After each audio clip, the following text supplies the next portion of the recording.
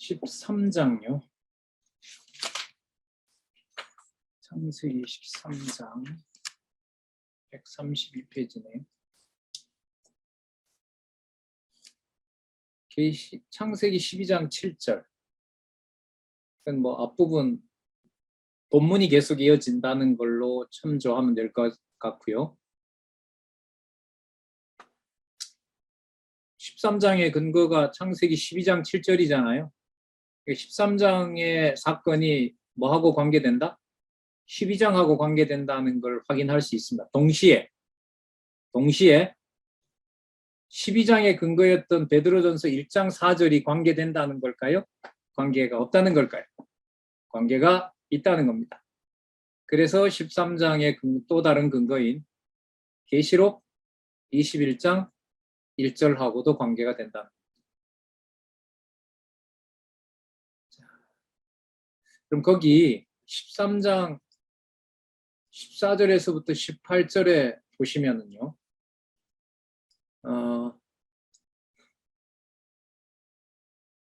18절에 보시면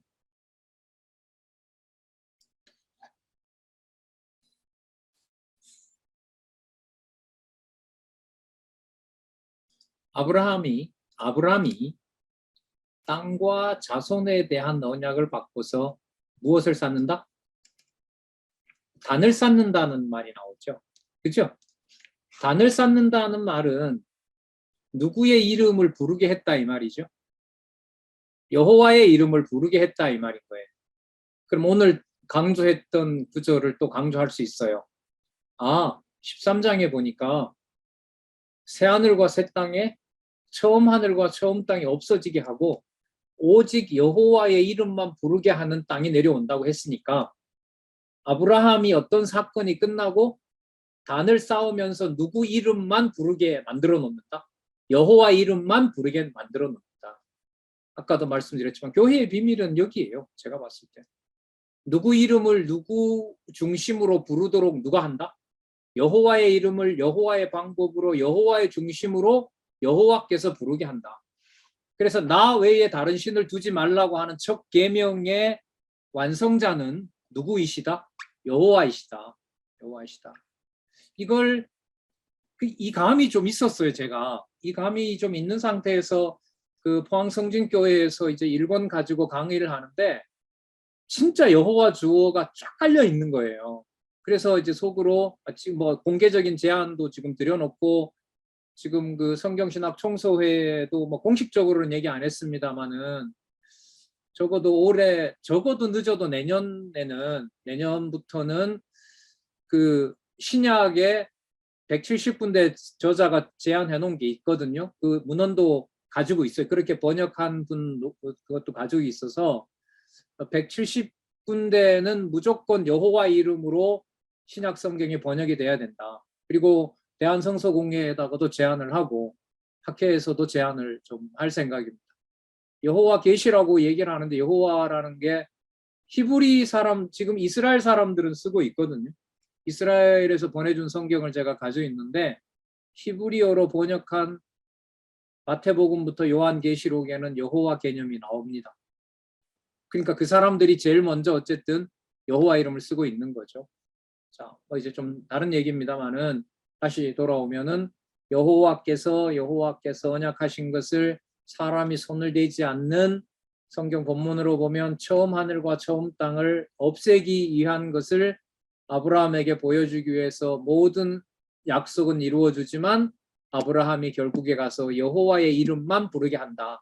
여호와의 이름만 부르게 한다는 말은 누가 해오셨다라는 걸 말을 할 수밖에 없게 한다. 여호와께서 해오셨다. 이게 여러분들과 저의 생명이라고 보시면 되죠. 다른 모든 것 해도 이게 생각 안 나면 끝난다는 거 여러분들 잘 아시잖아요. 자, 연합군을 쳐서 승리하는 거요. 이 구절을 계시록 18장을 들고 있네요. 계시록 18장의 제목이 큰 음녀 권세 멸망. 맞죠? 재앙이 임함을 예언하고 음녀의 멸망을 선포하는 내용이 18장인데 자, 잘 아시는 대로 이제 조카 롯을 구해주는 사건이거든요. 그리고 그 연합군을 쳐서 승리하면서 하나님께서 뭐라고 하시냐면 14절에 여호와께서 아브라함에게 이르시되 너는 눈을 들어 너 있는 곳에서 동서남북을 바라보라. 보이는 땅을 내가 너와 내 자손에게 주니 영원히 이르리라. 자, 이때 보이는 땅은 그야말로 처음 하늘과 처음 땅의 연장에 있는 거죠. 그런데 이제 이 땅이 영원히 이르리라, 이 말은 누구의 이름이 영원히 이른다라는 얘기일까요? 아브라함의 이름이 아니잖아요. 여호와의 이름이 영원히 이르는 거예요. 그럼 여호와의 이름이 이르기 때문에 이걸 바벨론이 망가뜨려도 되죠. 아수르가 망가뜨려도 돼요. 왜요? 누구 이름은 보존되니까. 여호와의 이름을 여호와께서 보존시키니까. 그래서 여러분, 저희들은 신약에 아까 말씀드린 대로 여호와 이름이 공식적으로 어느 성경부터 나올런지는 몰라도 신약 성경에 여호와라는 단어가 나오는 것으로 성경 계시 기록이 이미 사실 논리적인 건 밝혀졌고요. 성경신학 총서로 밝혀졌고, 모든 사람이 보는 앞에서 성경을 가지고 가는 사람들, 한글로 보는 사람들 성경에 신약에 누구 이름이 나온다? 여호와 이름이 나오는 사건으로 하나님께서 성경신학의 대단원을 한국에서 마감하시지 않나? 완성하시지 않나? 이런 좀 흥분을 하게 됩니다. 네. 자, 큰 음력 권세 멸망. 이 사건을 지금 연합군을 쳐 이기는 사건하고 관계를 시키고 있습니다. 사로잡힌 롯을 구출하고요. 여러분, 여기에 누가 등장하냐 하면 14장 17절에서부터 24절에 정처 장소를 출처를 정할 수 없는 여러분 누가 나옵니까? 어디의 왕? 예? 멜기세덱이 등장하죠? 예, 멜기세덱. 멜레크라는 말이 왕이라는 말이죠. 10분의 1을 주는 내용이 나타나는데 아브라함에게 축복하는 거죠. 그 아브라함에게 축복한 것이 뭘 축복했다고 나와요?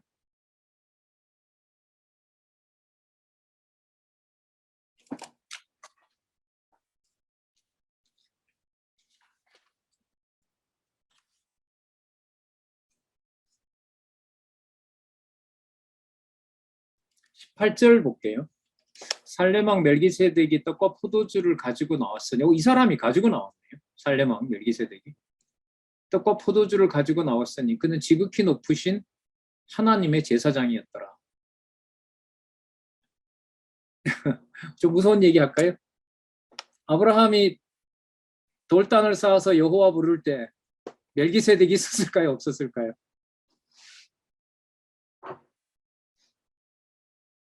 있었을까요? 없었을까요?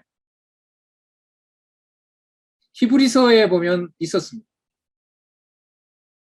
무슨 뜻이냐면 히브리서에 보면 멜기세덱은 시편에서도 우리가 다른 어느 시간에 했어요. 시편에서도 나오고 히브리서에서도 나오는데 마치 누구와 방불했다? 하나님과 방불했다. 결국 그는 누구냐 하면 그리스도와 직접 연관된 인물인 거죠. 그러면은 아브라함의 그 단을 쌓고 여호와께 의로운 제사를 드리는 그 행위를 히브리서에 보면 누가 그 일을 주관해 갔다고 합니까? 그리스도가 해갔다고 얘기를 합니다. 그리스도가.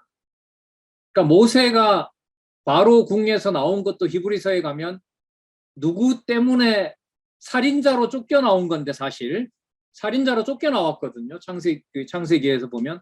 그러나 히브리서에서는 약속의 땅이 더 좋아서 바로 궁을 버리고 어디로? 광야로 나왔다고 설명을 해요. 그야말로 이제 신령한 의미에서 설명을 하고 있죠.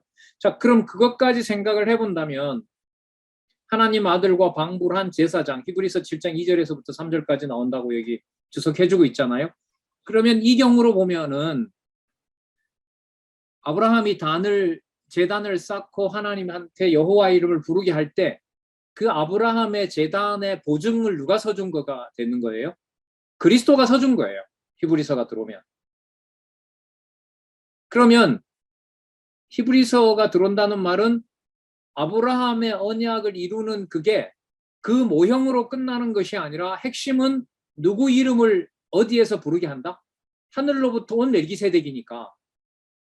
하늘로부터 온 멜기세덱이니까 누구의 이름이 어디에 있다는 걸 확인해 주는 거예요. 여호와의 이름이 어디에? 하늘에. 그럼 3대 언약의 실체가 가나안 땅에 있는 것이 아니라 어디에 있는 것이다? 살렘 왕이 옴으로 해서 어디에 있는 것이다? 하늘에 있는 것이다. 아까 그 베드로전서 1장 14절에 어디에 간직하고 있는 거? 하늘에 간직하고 있는 거. 이런 얘기를 했거든요. 참 이게 놀라운 역설이죠. 교회를 이렇게 공들이고 애쓰고 이렇게 소중하게 여기는데 그걸 전부 다 뭐예요? 여호와 이름을 가리는 육적인 것들, 땅에 있는 것들을 다 없애고 아무것도 남지 않은 것 같은데 거기에 멜기세덱이 준비해 놓은 떡과 포도주가 있는 거죠. 멜기세덱이 가지고 온 떡과 포도주는 누가 준비해 놓은 걸까요? 하나님께서 준비해 놓은 거죠.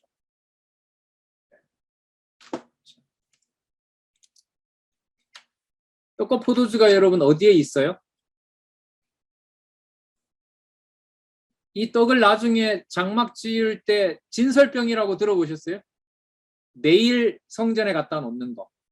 그리고 포도주는 그 뭐 할 때 쓰는 거죠? 전제 드릴 때 어디에다 뭐예요? 재물에다 붓는 거죠. 그럼 이건 누구의 행위라고 보면 돼요? 장차 제사장의 행위라고 보면 되겠죠. 그러면 아브라함과 함께 했다는 말은 아브라함이 여호와의 이름을 부르도록 여호와께서 보내신 그리스도로 예표되는 멜기세덱을 통하여 아브라함의 제사를 여호와께서 받아주셨다는 거죠. 누구 이름을 온전히 부를 수 있도록, 여호와 이름을 온전하게 부를 수 있도록 누가 하셨다? 여호와께서 하셨다. 뭘 보면 알 수 있다? 멜기세덱 보낸 거 보면 알 수 있다. 바로 그 멜기세덱은 누구에 대한 예표이다? 메시아. 여기 나오죠? 메시아로 오실 하나님의 아들에 대한 표상이다. 이렇게 보시면 돼요. 자, 12, 13, 14장에 이게 멜기세덱으로 다 끝나는 것은 참 멋있네요. 여러분, 그러면 이런 감이 오죠. 아까 계시록 21장 1절 그리고 베드로전서 1장 14절 어디에 간직한 거? 하늘에 간직한 거. 그리고 창세기 14장에 하나님께서 누구를 보낸 거? 멜기세덱을 보낸 거. 그러면 그게 오늘 나왔으니까 그 개념을 좀 쓰겠습니다. 처음 하늘과 처음 땅. 이 땅에 속한 것이 아닌 여호와의 이름은 어디에 속한 것이다? 하늘에 속한 것이다라는 것을 알려주는 거. 그럼 지상에서 우리로 하여금 예루살렘에서부터 교회가 세워지도록 하는 과정에 그 모든 것들이 시간적으로 뭔가가 이루어지는 것 같지만 시간적으로 이루어지는 이 세상에 있는 것들은 처음 하늘과 처음 땅에 속한 것이고 그것이 세워지면서 본질적인 어디에 속한 거? 하늘에 속한, 하늘에서 간직하고 있는 거. 그래서 그리스도가 그 요한복음에 보면 간다 그러잖아요. 내가 갔다가 오겠다. 그 하늘에 간직한 걸 확인하는 거죠. 그냥 인간적인 얘기지만 확인하고 그게 다 만들어질 때까지 우편에 앉아 있다가 이제 재림하시게 되겠죠. 자, 살렘왕으로 끝나면서 베드로전서와 계시록이 뭐 된다? 연결이 된다. 누구 사건하고? 아브라함 사건하고 아브라함, 이삭, 야곱하고 관계된다는 거. 자, 그 다음 15장, 16장 보면은요. 자손에 대한 언약. 자, 143이죠. 143. 창세기 1장 28절. 자, 우리는 이쯤 오면은요. 창세기 1장 28절은 이제는 새 하늘과 새 땅하고 연결을 좀 시켜야 됩니다. 자, 새 하늘과 새 땅을 연결시킨다는 말은 성경의 흐름이 전적으로 누구 중심으로 연결이 된다? 여호와 계시 중심으로 연결된다는 겁니다. 그래서 중요해요. 창세기 1장 28절은. 자, 그런데 또 한 번 나와버리네요. 계시록 7장 9절. 각 나라와 족속과 백성과 방언에서 아무라도 능히 셀 수 없는 큰 무리가 흰 옷을 입고 종려가지를 들고 보호자 앞과 어린 양 앞에 섰네. 그러면 여러분 계시록 7장 앞에 나오는 어린 양은 아까 14장에 나온 누구겠어요? 멜기세덱이죠. 어쩔 수 없어요. 그렇게 연결될 수밖에 없어요. 그리고 그리스도가 머리 대신 바로 이 교회의 실체는 땅에 있는 것이다. 여호와의 이름을 부르는 데 있는 것이다. 여호와의 이름을 부르는 데 있는 것이다. 그러니까 이 부분이 좀 개인적으로 말씀을 드리면은 이 부분이 개인적인 자부심이라든지 인간적인 얘기입니다만 표현입니다만 개인적인 자부심이라든지 가족이 모두가 다 어떻게 된다 하더라도 뭐 유대인들을 하나님께서 불화시켰지만은 뭐 세상에 어떤 지체의 어떤 관계가 육적인 관계가 다 뭐 끝장이 난다 하더라도 여호와의 이름을 하늘에 두신 것은 여호와가 반드시 지켜나간다. 그런 좀 인간적인 배짱이 필요하죠. 그게 성경의 약속이기 때문에. 그래서 분당이 있어야 무엇이 참인지 거짓인지 드러난다는 그 고린도전서의 말씀도 좀 생각이 납니다. 자, 15장 창세기 1장 28절이고요. 사도행전이 들어오네요. 그죠? 15장 사도행전. 자, 그러면 여기서 또 정리하겠습니다. 예루살렘과 온 유대와 사마리아와 땅끝의 실체는 처음 하늘과 처음 땅이 아니라 실체는 무엇을 말한다? 새 하늘과 새 땅, 하늘에 간직한 것을 이 땅에서 보여주는 일들이다. 그게 본질이다. 여러분, 그게 갑자기 생각이 나네요. 그 언약과 성취 섭리도에 보면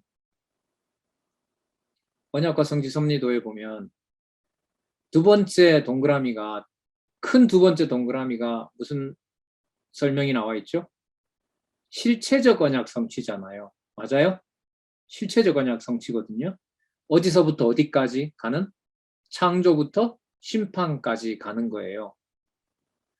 여러분, 창조부터 심판까지 가는 게 없어지는 걸까요? 영원적 언약 성취가 그 안에 있는 동그라미 9개를 전부 포함해 버리는 걸까요? 전부 포함해 버리는 거예요.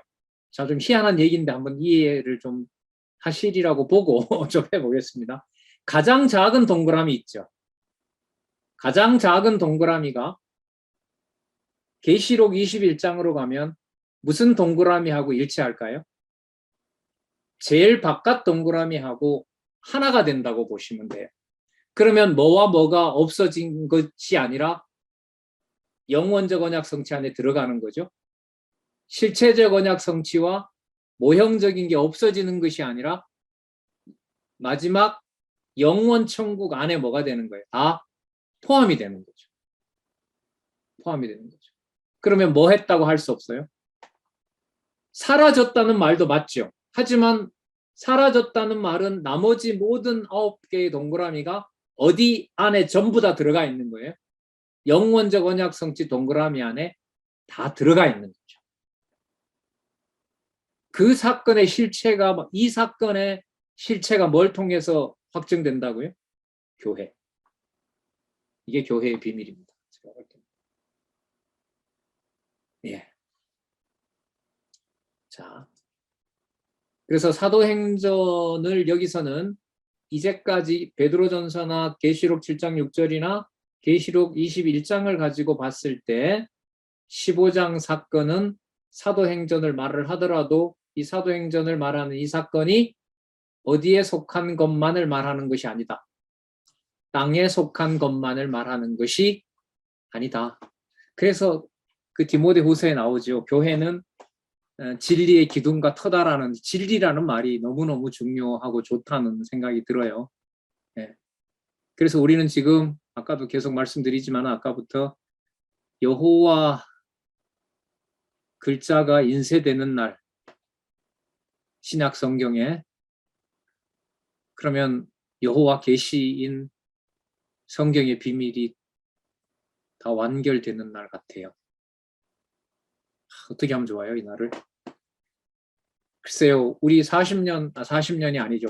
저자가 95년부터 쓰면서 2018년 끝날 때까지, 2014년 끝날 때까지, 그리고 끝나고 또 여러 분쟁 가운데서 지금까지 더 열심히 확인해 봤을 때 저부터라도 따라가기가 급급하고 캐내면 캐낼수록 더 성경 권위가 이렇게 확증되는데 이걸 여러분 누가 몇 마디로 반박하기가 쉬울까요? 저는 어렵다고 봐요.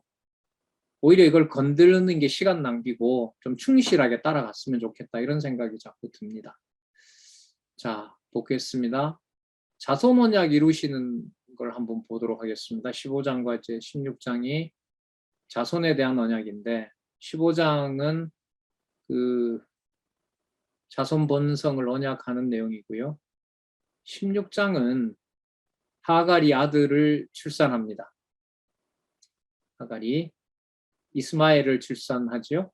하갈이 잉태하고 언약을 받고서 이제 출산합니다. 이 언약을 받는다는 말은 그 하갈이 이스마엘을 잉태하고 그 생육하고 번성하겠다라는 걸 누가 와서 알려줘요? 하나님의 사자가 와서 알려줘요. 너 안 죽는다는 거죠. 나중에 쫓겨났을 때 그러죠. 쫓겨났을 때 잠깐만요.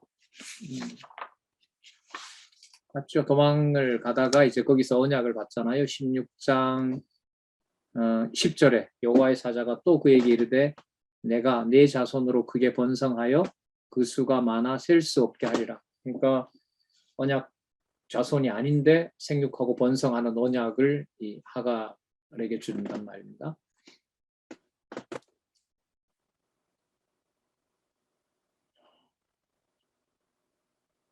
하갈 출산 사건이 처음 하늘과 처음 땅이 없어지고 새 하늘과 새 땅이 내려온 것과 관계가 있다 없다. 이걸 관계를 지어야 되거든요, 지금.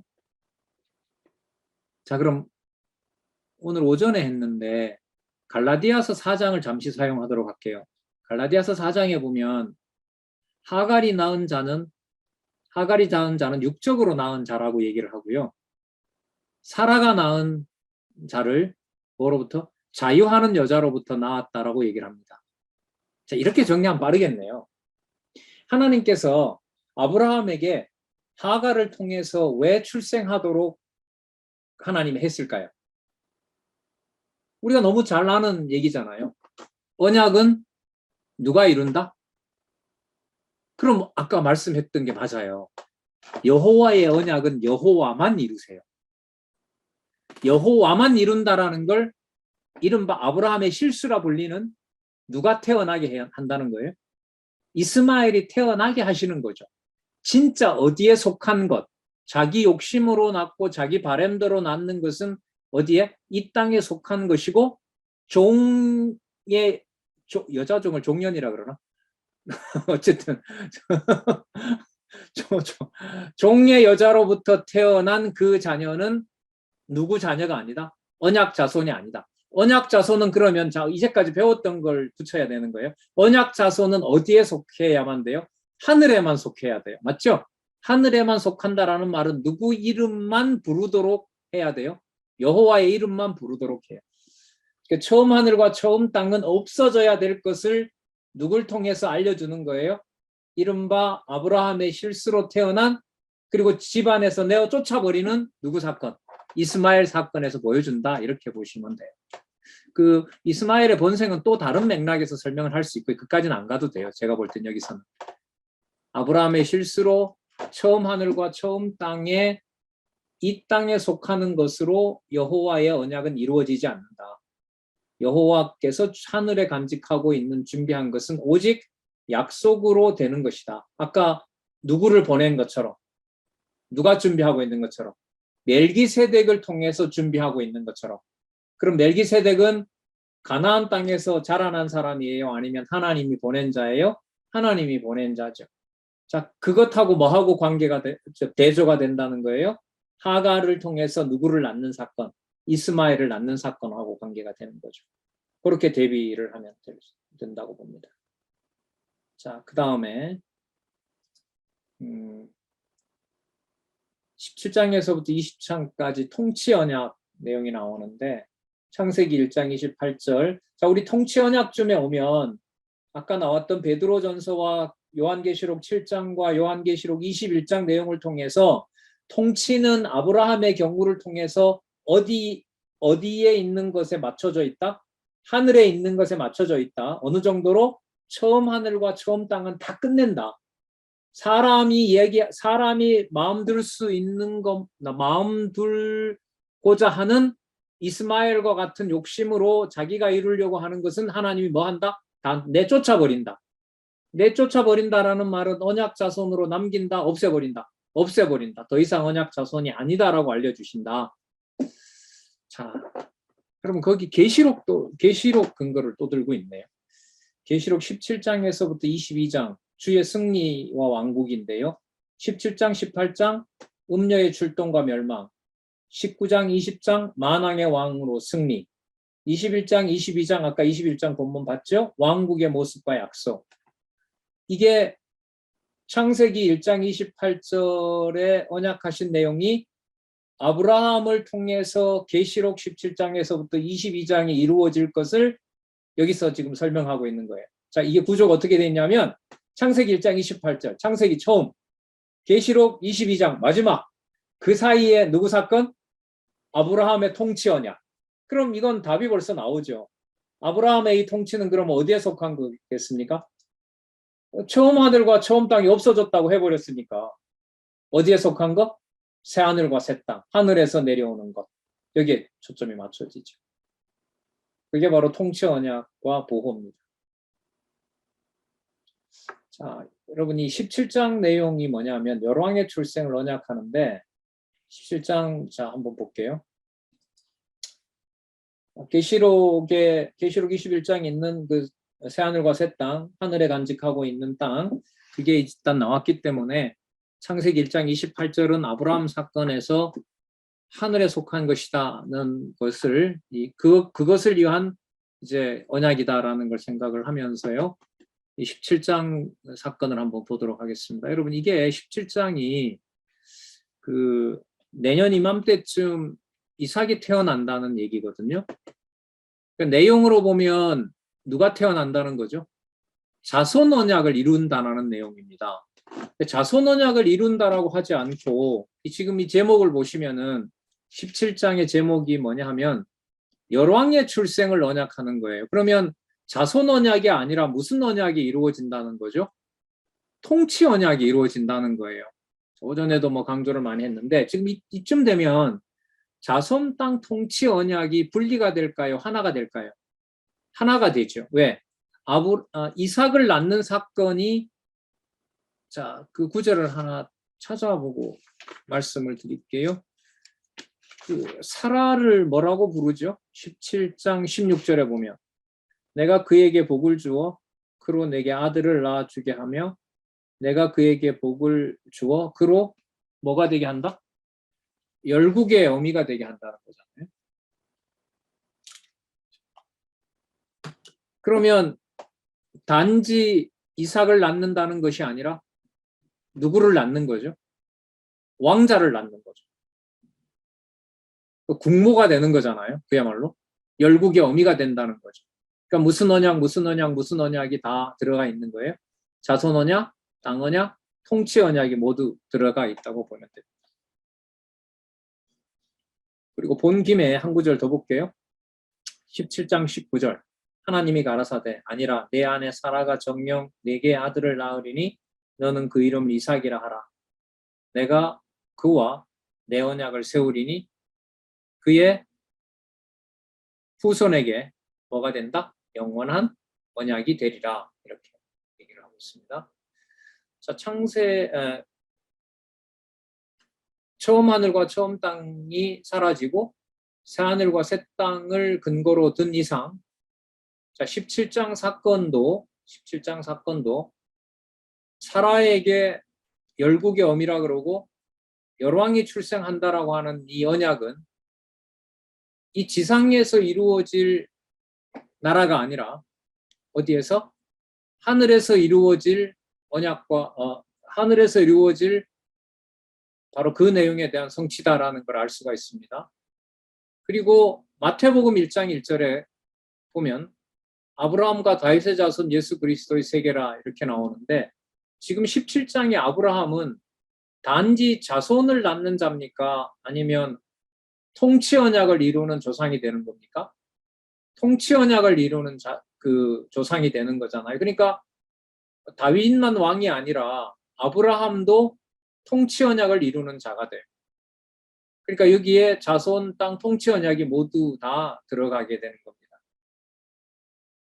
그리고 여호와의 이름을 그러니까 멜기세덱을 통해서 부를 수 있도록 보증을 해준 사건이 앞부분에 나왔기 때문에 아브라함이 복의 근원이 된다는 것은 단지 자손 언약만 얘기하는 것이 아니라 통치 언약을 이루실 것하고도 직접 관련이 되고 그것은 여호와의 이름만 부르도록 하는 그래서 나중에 처음 땅과 처음 하늘이 없어질 것에 대한 사건이 바로 아브라함 사건의 본질이다. 아브라함 사건의 본질이다. 자, 그걸 한번 염두에 두시기 바랍니다. 그리고 18장에 가면 언약의 은혜를 확인합니다. 언약의 은혜를 확인하는 사건은 여러분 아까 아브라함의 아내 사라가 열국의 어미가 된다 그랬고 그러면 아브라함에게 이삭이 태어나는 사건은 단지 자손 언약이 아니라 통치 언약이 된다고 했습니다. 자, 그럼 통치 언약이 된다고 한다면은 아브라함의 지금 이 살고 있는 이 상황은 단지 부족으로 아이만 낳고 뭐 목축하는 경우가 아니라 무엇이 이루어진 경우라고 할 수 있죠. 나라 통치가 이루어진 경우라고 할 수가 있죠. 자, 그런데 그 나라가 보기에 초라해 보이고 주위에 있는 나라에 비해서 아무것도 아닌 것처럼 말할 수 없다라는 걸 보여준 사건이 바로 당대의 최고의 땅, 최고로 부유한 땅 어디를 멸망시키는 사건이에요? 소돔을 멸망시키는 사건에서 확증해준다고 보면 됩니다. 그러니까 소돔성의 멸망은 뭐와 처음 하늘과 처음 땅이 뭐해요? 없어지고 하나님이 준비하는 새 하늘과 새 땅, 새 예루살렘을 하나님이 준비하고 있다는 것을 보여주는 사건이라고 보면 돼요. 18장 사건이. 자, 이게 바로 그 앞에서 계속 얘기하고 있는 계시록 7장이라든지 그다음에 계시록 21장과 관련해서 아브라함에게 준 통치 언약을 보는 바로 시각이라고 할 수가 있습니다. 자, 18장에 보면 창세기 6장 8절 노아는 여호와께 은혜를 입었더라 라는 것과 함께 은혜란 무엇인가라는 게 나오죠. 은혜란 무엇인가에 보면 제가 좀 찾아보니까 은혜의 특성에 뭐가 나오냐면 주권성, 자비성, 영원성이 나옵니다. 자, 주권성 하나님의 방법대로 하세요. 자, 하나님의 방법대로 어떻게 하셨죠? 아까 아브라함에게 실수도 하게 했지만 절대로 아브라함이 이길 수 없는 큰 성을 소돔성을 누구의 능력으로 없애버리세요? 하나님의 능력으로 없애버리세요. 그래서 초라하게 보이는 부족인 아브라함 부족이 누구보다가 크다. 소돔성보다가 큰 것이다. 하나님의 이름이 있는 곳이기 때문에 크다라는 걸 알려주게 됩니다. 그 자비성은 하나님의 이제 아브라함에게 했던 약속을 이루어 나가시는 하나님의 그 속성하고 관계가 되겠죠.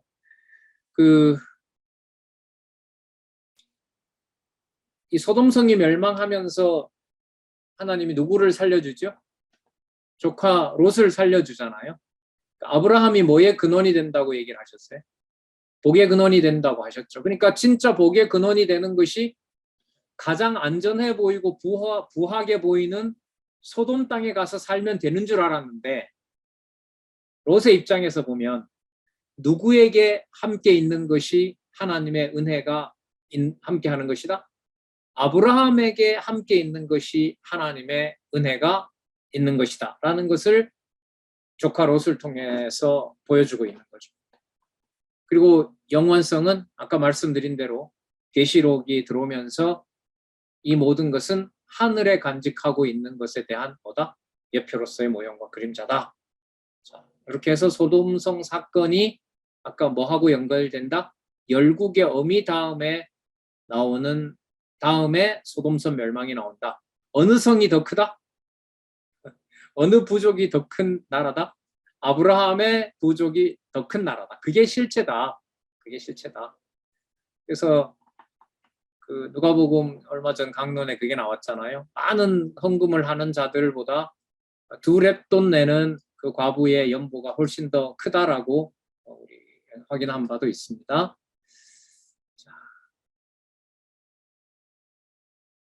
그 다음에 약속대로 19장에 보면 소돔과 고모라를 멸망시키는 사건이 나옵니다.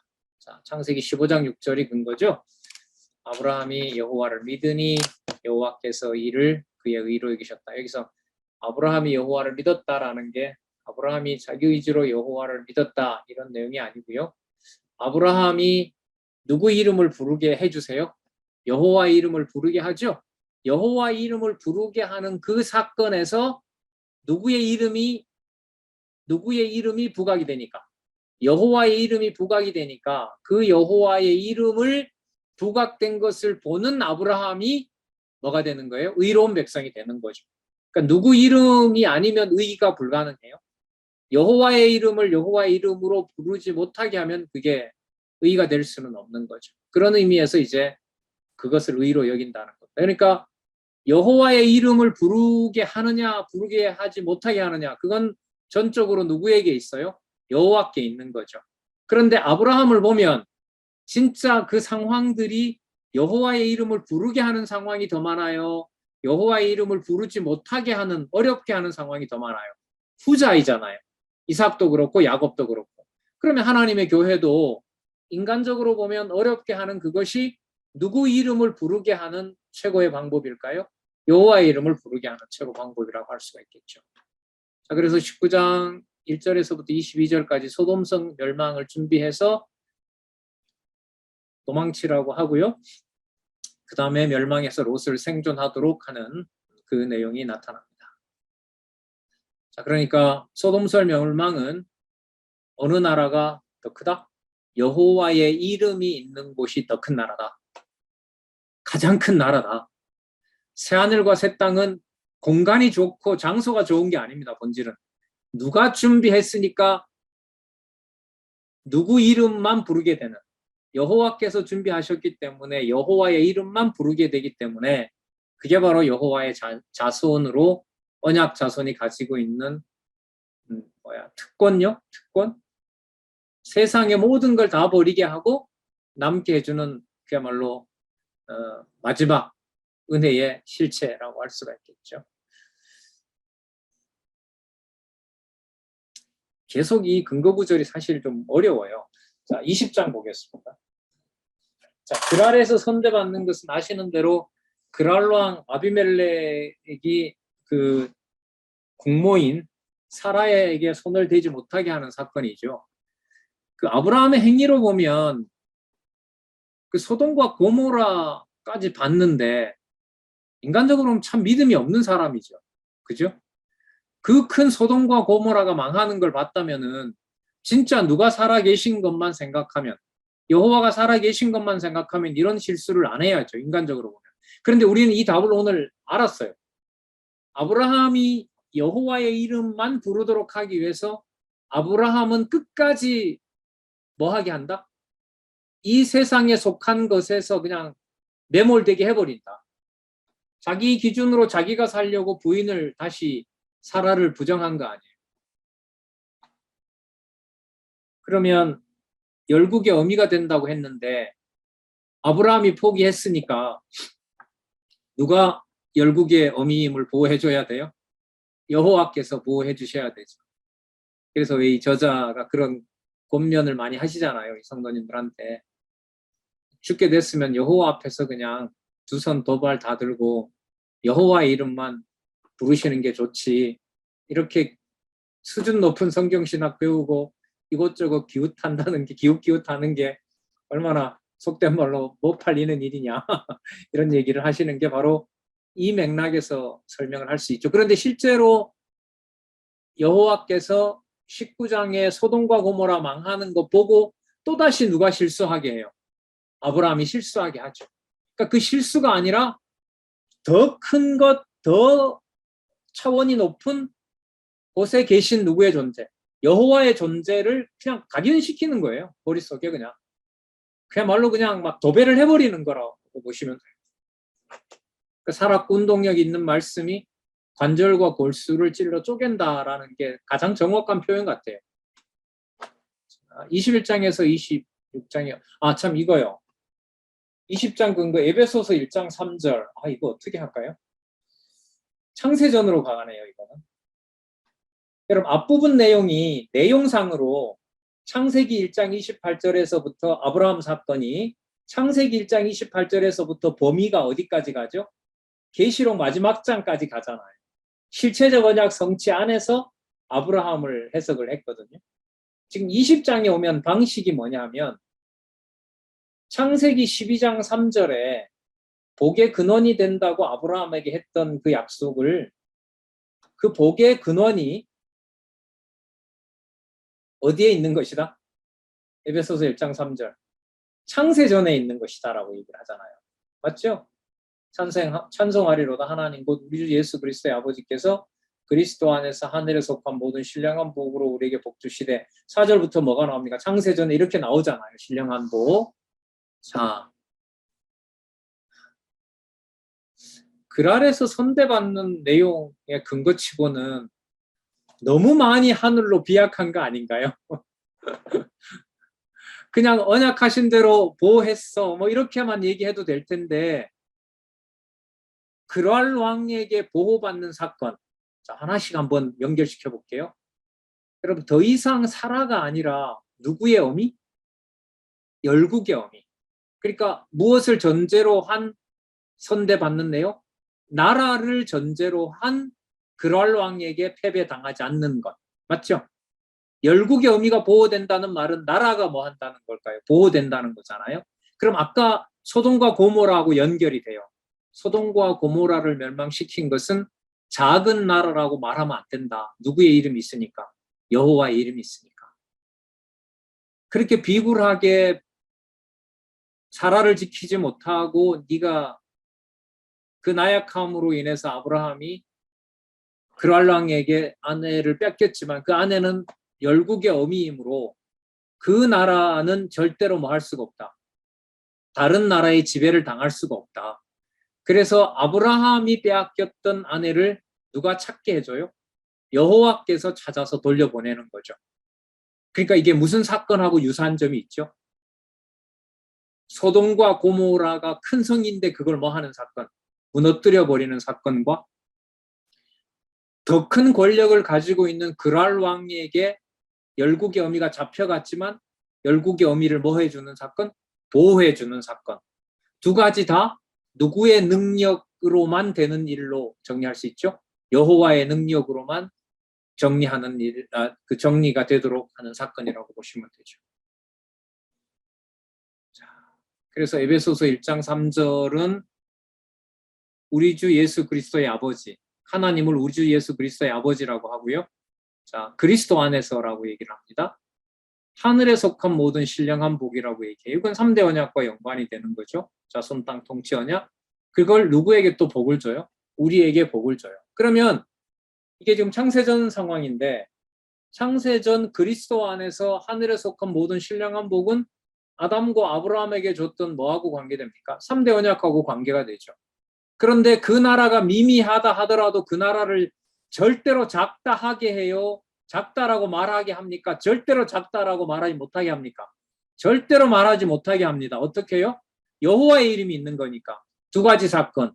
소돔과 고모라를 멸망시키는 사건. 누가 보더라도 강한 나라인데. 누가 보더라도 강한 그랄 왕인데 아비멜렉인데 누가 보호하심으로 여호와가 보호하심으로 누구 이름이 크다는 것, 여호와의 이름이 크다는 것을 보여주는 사건이 바로 지금 20장까지 사건이라고 보시면 돼요. 그리고 에베소서 1장 3절이 들어감으로써 창세전 우리가 받은 신령한 복은 우리가 이 땅에서 무엇과 비교할 수 있는 게 있다 없다? 없다. 없다. 아까 뭐처럼? 소돔을 멸망시킨 것처럼 끝나야 버림받아야 될 거고 아무리 권력이 강한 힘이 강한 그랄 왕이라도 누가 보호하신다? 여호와가 보호하시면 손댈 수가 없다. 따라서 누구 이름? 여호와의 이름. 그리고 오늘 계시록 21장에서 본 대로 여호와의 이름이 이 땅에 있는 어떤 흔적하고 섞이게 된다, 섞이지 못하게 한다. 섞이지 못하게 한다. 그건 여러분 그러면 그때 가서 이루어지는 걸까요? 지금도 그 일이 계시적으로 일어나는 걸까요? 계시적으로 일어나는 겁니다. 교회 창립에서만 일어날까요? 아니면 승리까지 계속 일어날까요? 예, 창립에서 양육에서 무장에서 투쟁에서 승리까지 계속해서 처음 하늘과 처음 땅을 없애는 일, 누구 이름만 놓고 여호와 이름만 남겨놓고 이게 아브라함 사건의 핵심이었네요. 이 개정판 일본에 따라가 본 결과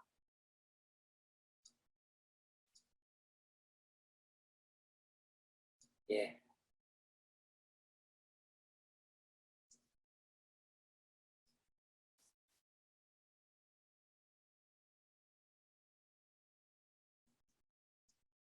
자, 제 얘기는 마치고요.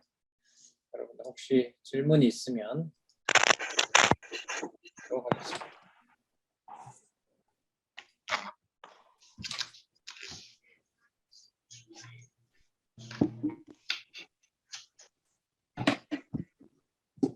이렇게 질문을 해보면 느낌이 어떠세요? 하늘로 간 느낌입니까? 교수님, 네. 저는 공부하면서 그 아브람 사건을 근거 구절이 창세기 1장 28절이 항상 근거가 되잖아요. 네. 그래서 저는 그것을 창세적 영원한 세계에서 이미 이루어진 거다.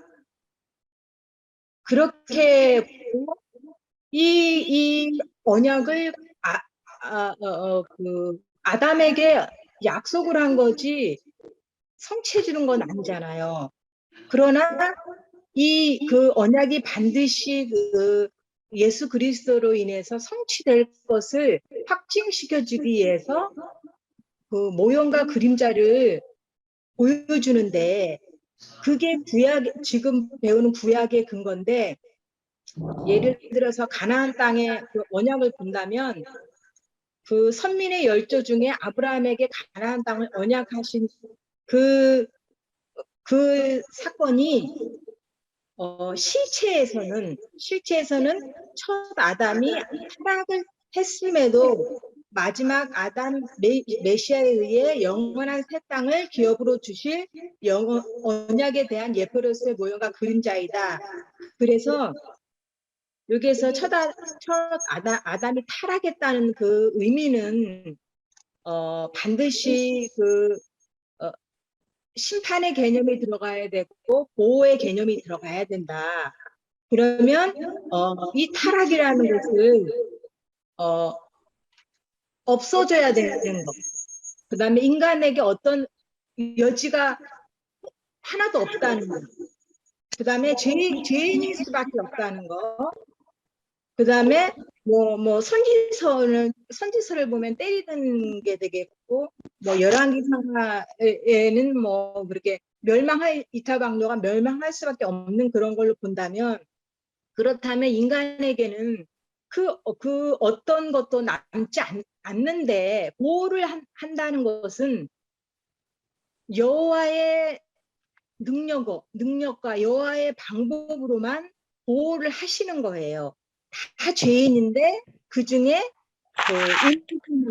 작은 그 일부만 선택해서 보호하시는. 그래서 지금 오늘 배우는 그 아브라함에게 가나안 땅을 언약을 하시고 또 그걸 또 그 부인이 팔아먹어서 또 그 보호하는 내용이 인간에게는 정말 그 언약을 지킬 수도 없고 받았다고도 말할 수도 없는 그런 아주 그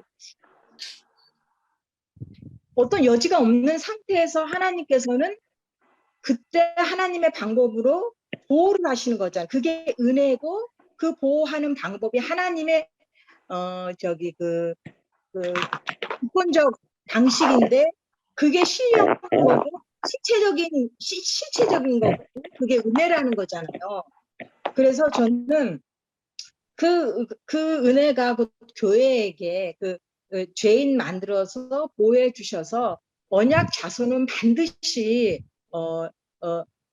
하나님이 버려지고 하나님의 이름이 있는 성전마저도 불태워버리지만 하나님이 선택하신 그 자손은 죄인이 아니라 하나님께서 반드시 다시 하나님의 방법대로 일으키시는 거잖아요. 예수 그리스도를 통해서 그 성령에 의해서 교회를 다시 세우는 거잖아요. 그래서 오늘 그렇게 지금 세 번째 단락 갖고 이렇게 말씀을 하실 때 그 세 번째 단락에서 제가 조금 이해가 안 됐던 게 저는 이런 방식으로 일단은 제가 이해를 했어요. 이해를 했고 자손의 번성을 언약하면서 첫 아담이 타락했음에도 마지막 아담 메시아에 의해 택한 백성이 번성할 언약에 대한 예표로서 모형과 그림자이다. 아니 이게 아닌데. 잠깐만요. 로마서의 5장 14절이 조금 저는 선민열조의 언약 중에서 조금 로마서 5장 14절이 아담으로부터 모세에 이르기까지 아담의 범죄와 같은 죄를 짓지 않는 자들에게도 사망이 다스렸나니 했을 때 이거는 이해가 다 되는데 아담은 오실 분의 모형이다. 이게 이해가 안 됐었어요. 어떻게 이거를 연결하지? 네. 그게 굉장히 이게 제가 이게 무슨 말이지? 이 분명히 사망이 다스렸다는 것은 성인 열조하고도 연관이 있는 것 같아요. 네. 근데 왜 아담 오실 분의 모형인가 했는데 제가 이해하기로는 사망이 그 왕노릇을 해야 그리스도가 사망을 이겨야 되잖아요. 그 십자가의 죽음으로. 그렇게 제가 받아들여도 되나요? 그 사망이 왕노릇한 그 일은 네. 창세기 1장 28절을 네. 누가 이루시는 거죠?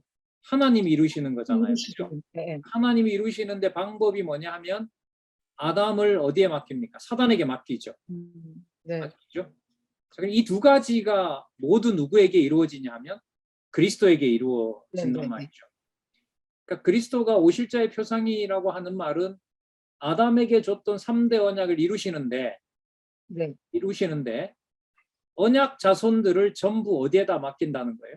사망 권세에다 맡겨요. 근데 여기서 이제 제가 길게 설명을 했던 게 무슨 문제가 생기냐면 언약 자손을 사단에게다 넘기면 누구 이름이 존재해요? 누구 이름이 없어져 버려요? 여호와의 이름이 없어져 버린다고. 이 문제를 좀 지적을 계속 하는 거예요. 그러면 그럴 때 여호와의 이름이 없어졌다고 할 수 있느냐 없느냐라는 게 오늘 제 질문이었어요. 그럼 여호와의 이름이 우리 눈으로는 없어요. 아까 말씀드렸던 것처럼 아벨이 가인한테 맞아 죽었을 때 언약 자손이 존재해요, 안 해요? 없죠. 우리 눈에는 없어요. 분명히 없다고요. 우리 눈에는. 그러면 여호와의 이름은 더 이상 유효합니까? 여호와의 이름은 언약대로 이루어지는 분이라는 게 계시돼요? 안 돼요? 안 되는 거죠. 누가 봤을 때? 우리가 봤을 때. 어디에 넣어버리면? 가인과 같은 사망 권세에다가 넣어버리면. 그런데 이 과정을 아브라함도 겪게 하고 이삭도 겪게 하고 야곱도 겪게 하고 모든 언약 자손들이 겪게 한다는 거예요. 네네. 그런데 눈으로 보이는 언약 자손이 없어졌을 때 모든 인간들은 여호와는 존재하지 않는다고 말해요. 왜? 우리 눈앞에 좀 가상을 하면 가인의 손에 언약 자손인 아벨이 뭐 했으니까? 죽어버렸으니까. 그러니까 사람들이 못 부르잖아요. 여호와라고. 언약대로 이루는 분이라고 못 불러요. 여러분, 그런데요. 육의 몸을 입고 왔지만 그 상황에서도 여호와는 언약대로 분명히 이루는 분이라고 확신하는 유일한 분이 계세요. 누굴까요? 그분이 바로 메시아예요. 그래서 좀 설명을 아까 이 정도까지는 안 했는데 선생님이 질문을 해서 더 이제 말씀을 드릴게요. 그럼 오실자의 표상이라는 말은 뭐냐면 아담에게 줬던 3대 언약을 아담은 보존합니까? 못합니까? 못해요. 못합니다. 더 정확하게 말하면 아담이 손을 댈 수 없게 합니다. 누가 해야 되니까? 그리스도가. 여호와께서 하셔야 되니까. 그럼 여호와께서는 어떻게 합니까? 육의 몸을 입고 오지만 눈앞에 언약 자손인 그리스도가 죽는다 하더라도 자기는 여호와를 부인해요? 부인하지 않아요? 그리스도는 부인하지 않죠. 아버지께서 반드시 3일 만에 살리신다라는 것을 확정하죠. 하지만 십자가에 달렸을 때 가인의 손에 아벨이 죽었을 때 모든 사람이 여호와를 부를 수 없는 것처럼 그리스도가 십자가에 달렸을 때는 언약 자손으로 그리스도가 존재한다라는 걸 믿는 사람이 있을까요? 없을까요? 아무도 없어요. 저주받아 죽었다고 해요. 그러나 누구는 십자가에 달려있는 그리스도만은 당신이 죽는 그 사건에도 여호와의 이름은 끝났다. 더 분명하게 보존된다. 더 분명하게 보존된다. 그런 의미에서 오실자의 표상이라고 좀 심오하게 들어가고 싶습니다.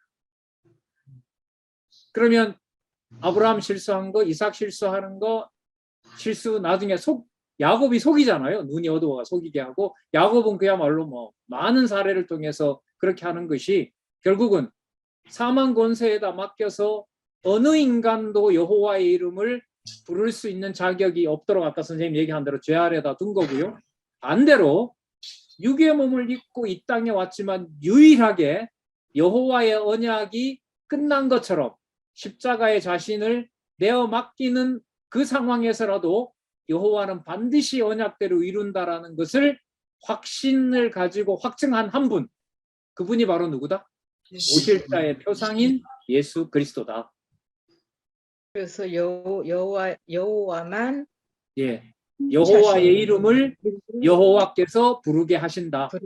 그게 바로 십자가에 달리셔서 모든 사람이 여호와의 이름으로 온 그리스도를 부인할 때 그리스도 자신만 누구의 이름을 계속해서 부르게 되고 찬양을 했다?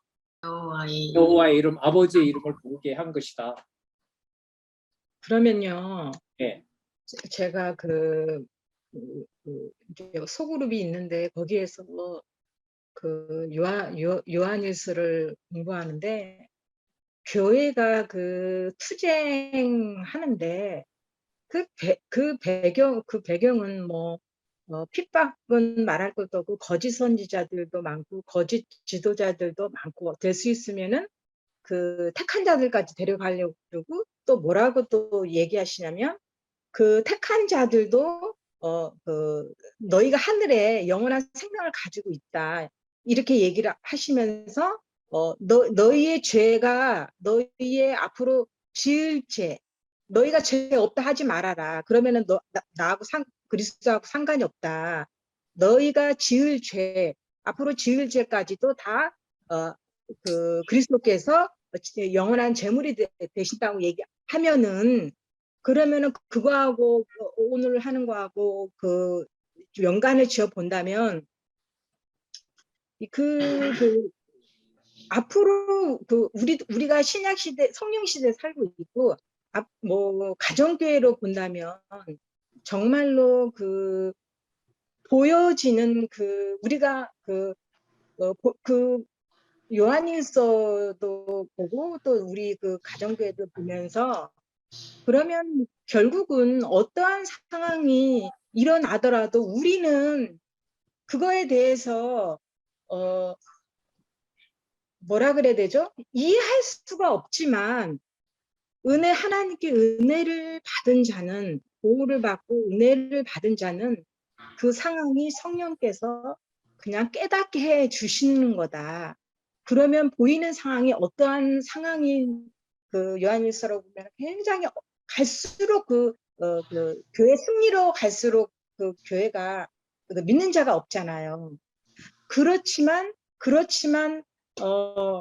하나님 그 성령께서 그 택자들에게 정말로 택함 받는 자라면 보여지는 그 현상은 아무것도 진짜 그리스도 이름마저 아무것도 부를 수 없는 상황이 오더라도 정말 그 상황이 오히려 하나님께서 하나님의 언약을 이루시는 아주 그 순수한 상태다 그러나 뭔가 하나도 끼어있지 않나 오직 하나님의 이름만 남는 그 상태.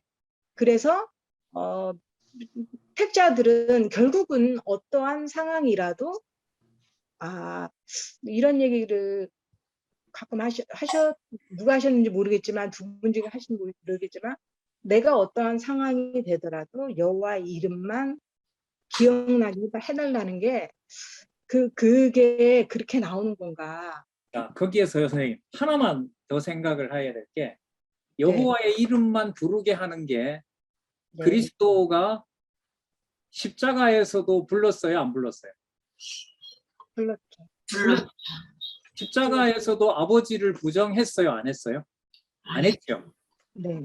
하지만 첫 아담이나 모든 인류는 당시에 그리스도가 그 땅에 살았던 모든 유대인 제자들, 모든 사람들이 그 십자가를 같이 졌어요? 그리스도가 혼자 지셨어요? 혼자 지셨죠. 그러면 혼자 지셨다는 말은 그리스도 빼고 모든 사람들이 누구의 이름으로 받아들이지 못한다는 거예요. 언약대로 이루시는 여호와의 이름을 자기가 받아들일 수 없게 만들어 놓은 거죠, 하나님께서. 그런데 누구만?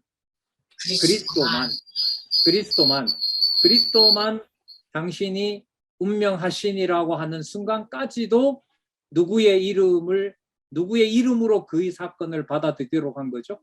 아버지의 이름으로. 그 아버지의 이름이 여호와이시잖아요. 자, 그게 만약에 고통과 관련된 거라면 그 투쟁 상황에서 교회가 겪는 그 고통이 인간적인 일로 본다라면 그 일은 별로 의미가 없어요. 왜? 그리스도와 같이 십자가를 질 수 있으니까요? 절대로 못 지니까. 그러면 그리스도가 십자가에 죽으시는 사건으로 그리스도는 무엇을 보장받게 되죠? 유일하게 아버지 우편에서 통치할 수 있는 부활을 통해서 확증이 되는 거죠. 그러니까 부활은 살려냈다라는 의미가 아니라 십자가에서도 아버지 이름 여호와를 부르는 유일한 분이기 때문에 마가복음 16장 19절에 있는 대로 유일하게 아버지 우편에 뭐 할 수 있는 분이에요? 앉을 수 있는 분인 거예요. 그러면 교회 투쟁과 관련해서 선생님이 아까 설명하신 것 중에 상황 설명은 맞는데 하나 좀 꼭 넣어야 되는 상황이 뭐냐면 십자가에서 죽으시는 그리스도 사건이 부활 사건을 통해서 뭐였다? 확증이 되었다는 거예요. 부활 사건을 통해서 확증된 것은 십자가에서 죽었으니까 안타까워서 살려준 게 아니고 십자가에 죽는 그 순간에도 그리스도는 아버지를 배신한 적이 있다 없다? 절대로 없다. 따라서 그분은 누구 우편에 가는 것이 당연하다? 아버지 우편에 가는 것이 당연하다. 그러니까 부활이 당연한 게 되는 거예요. 그런데 이 상황은 어느 인류도 할 수가 있는 거예요? 없는 거예요? 할 수가 없는 거예요. 그래서 성도와 그리스도의 관계를 설명할 때 부활하게 하신 그리스도의 능력이 성도들의 관계를 설명할 때 로마서에서부터 요한계시록까지 계속해서 부활 설명을 하고 있는 거예요. 부활 설명은 여기서 힘들지만 나중에 가면 뭔가 낙이 있다. 그게 아니에요.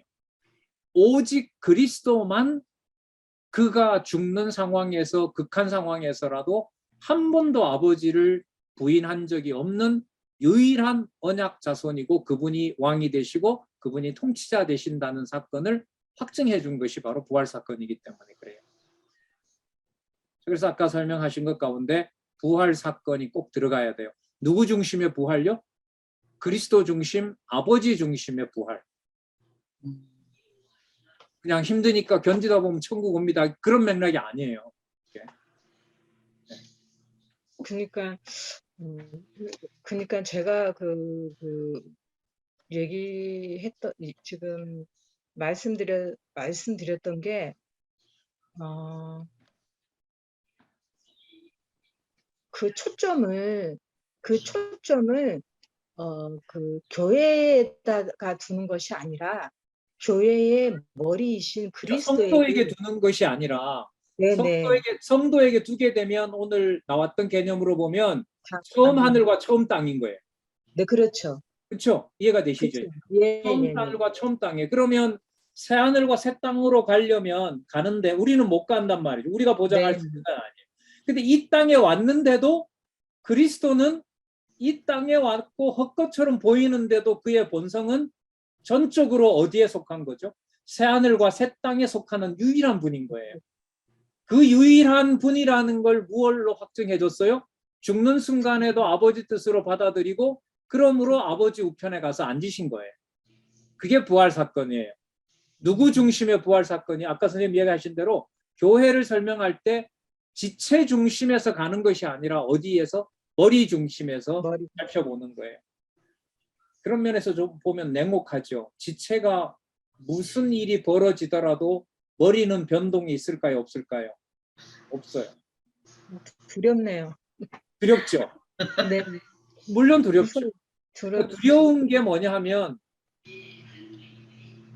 하나님의 주권성과 이걸 깨닫게 하는 나가 떨어지게도 하는 방법이지만 부활하신 그리스도의 능력이 함께하면 오직 여호와만 의지하게 하는 사건이 될 수도 있죠. 그게 경외가 아니겠어요? 예. 예.